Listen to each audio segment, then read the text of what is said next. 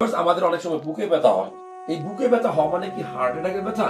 মনে রাখবেন, বুকে ব্যথা হলে অনেকে গ্যাস্ট্রিকের ব্যথা মনে করে, অনেকে হার্ট অ্যাটাকের ব্যথা হবে।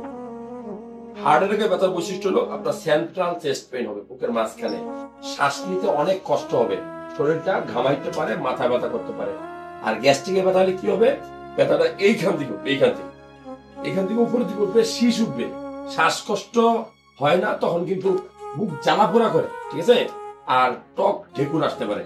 যাই হোক, আপনি যদি মনে করেন যে এটা গ্যাস্ট্রিকের ব্যথা, তাহলে গ্যাস্ট্রিকের ওষুধ খাবেন।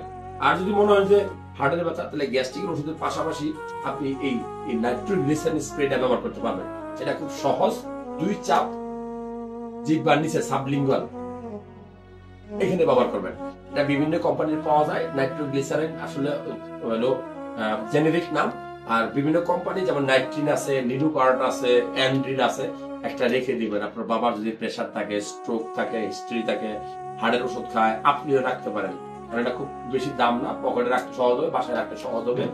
হার্টের রোগীর জন্য খুব উপকারী। ভালো লাগলে শেয়ার করবেন। তবে প্রেশার মেপে দিতে পারলে ভালো, কম প্রেশার রোগীর দিলে প্রেশার কিন্তু আরো কমে যাবে। এই জন্য প্রেশারটা মেপে দেওয়া উচিত।